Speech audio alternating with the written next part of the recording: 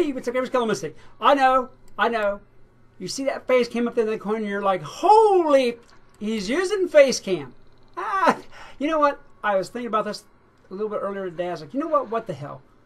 A little change is good for everybody every once in a while. So this is what I'm doing today to make a change. It ain't a big change, but whatever.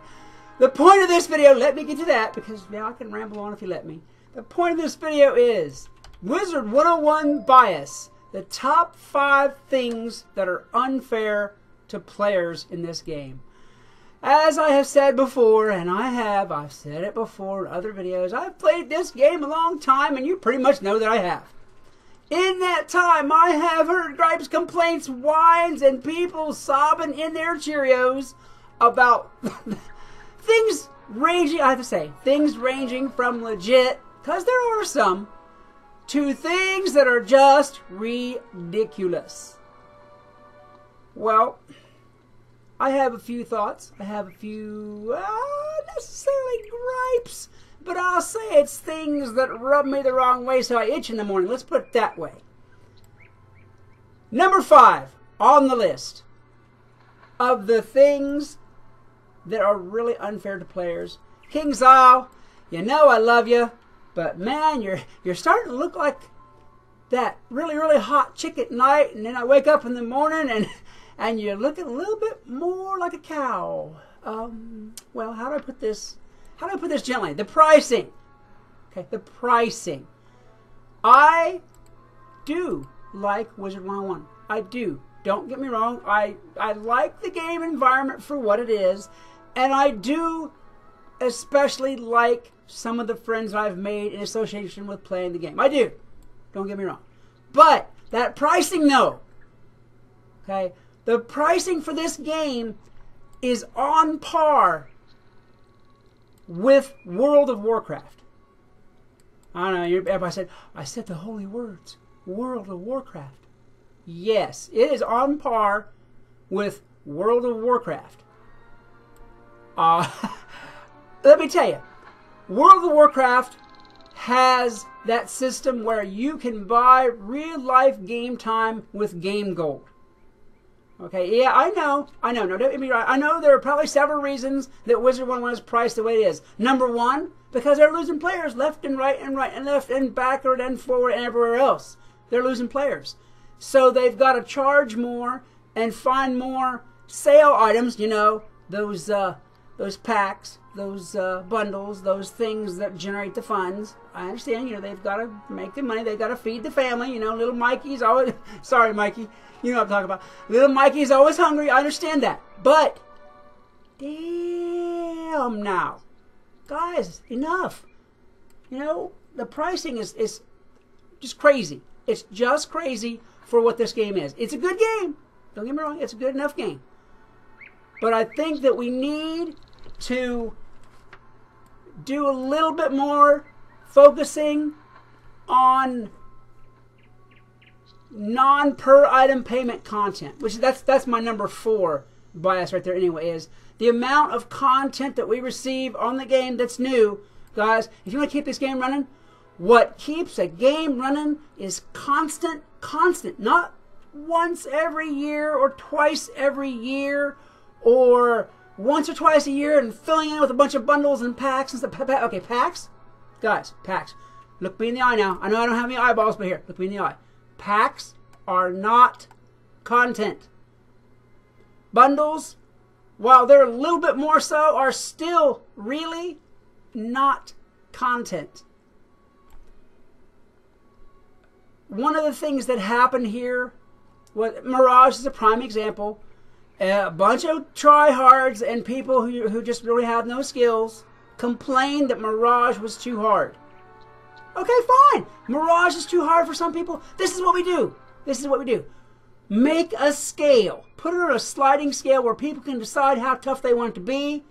Because all you did whenever you changed the content and made it easier for the tryhards and whiners was get you some new tryhards and whiners. Not even tryhards and whiners, but just whiners. For people who could handle the content and could play it the way it was. And now it's, you know, now it's like, I don't know, throwing an apple at your sister. It's too easy to hit it every time. It really is. Okay? So, let's focus on this. Content, but not necessarily crowns intensive content. Because, guys, you're still losing players. And among those players you're losing are people who would be paying crowns for stuff. The more you charge, the more players you lose. You know, the less content you have, the more players you lose. More actual playable content, less focusing on the funds. I don't know what the financial situation of the company is. I really don't, honestly. But really, that's what makes a game. Warcraft has found that. They found a way to balance that. Okay? People can buy those tokens for real money, which makes Blizzard money, and sell them on the auction house in the game for gold for people who are gold needy. Okay? We really, really need something like that. More actual real content, less focusing on the crown sales. I know it's a business. I'm aware. Believe me, I've told people 100,000 times myself that this is a business. That y'all need to make money. I understand that. I feel for you. I do. I like eating my beans regular too. You know, I really do. But we need content. Even if you don't put out a major world every 6 months, okay, fine. You know what? Put out a little side quest. You know, a 2-hour side quest. You know, something that's not going to take 3 million years to develop, but will give somebody or some people or all the people who are playing or whatever something new to do to interest them. There are a lot of people now who only play this game when the new content comes out. They finish the new content and they stop playing, which means they stop paying until the next new content. If you have a constant stream of new content, we'll play it. We'll be on here. We'll be spending money on crowns. We'll be spending money on gear. We'll be gifting and all that crap we do. Think about this, guys. Think about this, really. I know I've harped on point number 4 for about half an hour now, it seems like. But it's really a big one. That's what's breaking this game. That and a few other things that I'm going to mention here next. Number 3 on the list. Free speech. I understand. I do. That this is a quote-unquote child-friendly game. And that's cool. But you know what? Guys, you've got to cater to your audience. Sure, you've got a lot of kids on here. I will agree. But you've also got people like me. Now, okay, I can't use me as an example. I was going to say grown up because I'm not really grown up. I just look old. That's all. I'm not really old. I'm not even really grown up. But you have a lot of people who are over 21. Okay? People who are over 21 out in the world today, unless they're like really, really devout Mormons or Christians, they don't say, oh, poo, or, oh, shucks, or golly gee willikers, or any of that kind of stuff. They say, and they say those things. And that's, I mean, you know, maybe it's not socially acceptable, normal speech, but that's what happens out in the world. I know you all know, because you're probably seeing that right now watching this video. The devs who are watching this video that I'm making right now are saying, that guy, he keeps with our stuff. And you know as well as I do, it's normal. It's just speech. It's normal speech. Okay, you don't want kids to hear that. That's cool. You know, I'm not saying introduce any, you know, free speech. You know, I'm not saying introduce it to every server, everywhere, every time. Because yes, the truth is the truth. You can't let people just write whatever they want because kids can be fooled into writing down their addresses for some whack-ass stalkers and get hurt, get killed. True, I understand you can't do that. But let's do it this way. Okay, how about this for a solution? Let's make at least 1 or 2 age-verified servers. Okay, you've got to have a credit card or show valid ID, you know, anything like that. You know, if credit cards and driver's license ages and stuff like that can vet people for age, King's Isle could vet people for age. Let's have an age-verified server where you can say what the hell ever comes into your mind. Because I promise you, whenever I've been beaten by Omen for the 10th time trying to farm something, I don't call him a little poo-poo. I call him a pizza. And I don't mean cake. Okay, so it's as simple as that. Let's have an age-verified or two server that we, the adult population, because guys, King's Isle, devs, I'm going to do another close-up here, ready? Look me in my hollow eye socks.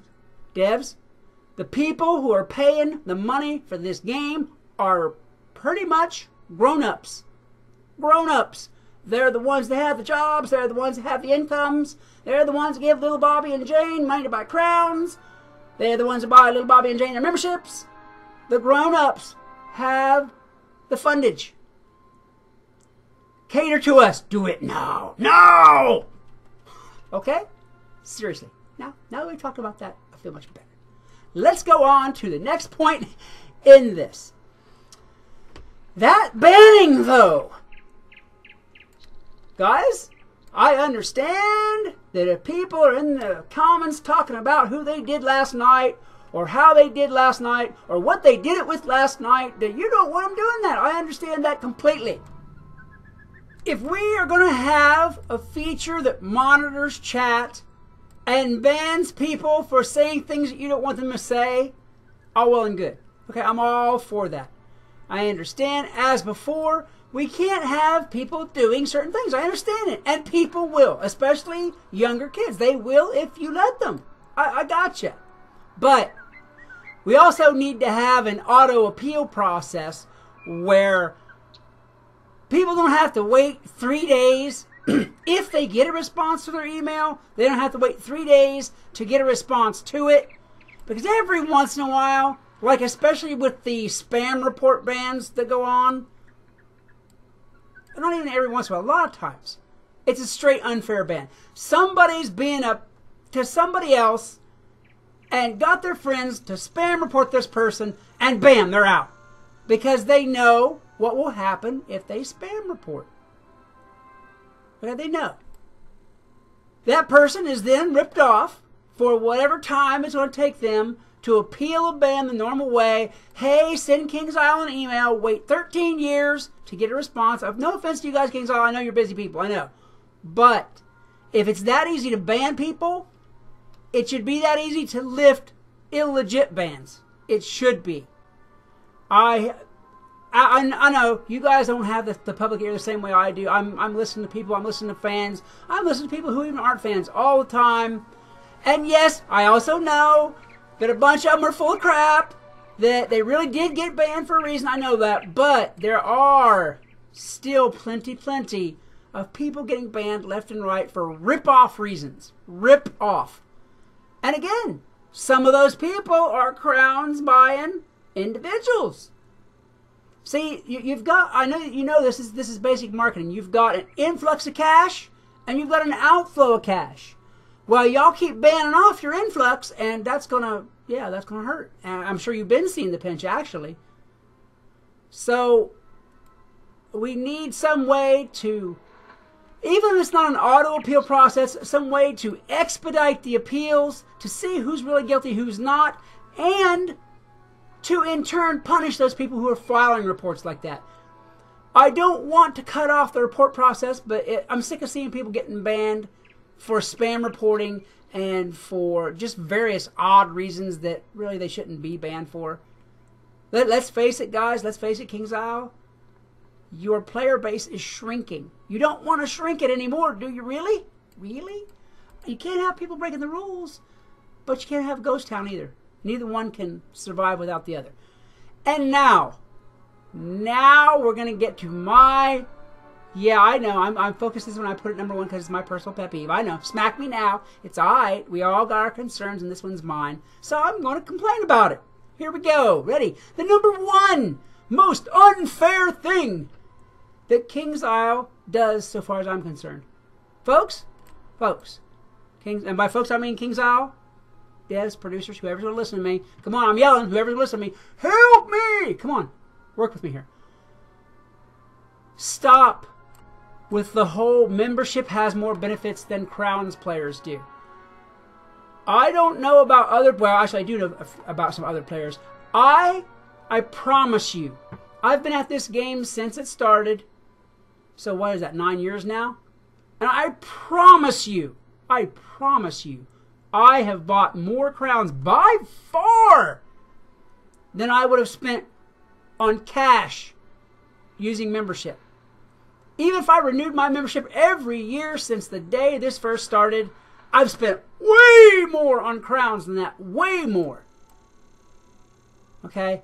And I think it's kind of aggravating that my bag space is half the bag space of subscribers. I think that my benefits should be equal to theirs. Hell, I spend more than they do. Why can't it be? Just because I've bought pieces of the game, you should, in fact, as far as I'm concerned, you should give Crowns players a little extra added bonus because they've basically said, okay, I'm going to play your game forever. I'm not just going to play for a year or a month or however long my subscription lasts and then worry about it later and quit. I've said to you, hey, King's Isle, I have a commitment. I'm going to play your game indefinitely. And I think that deserves a reward, not a sanction.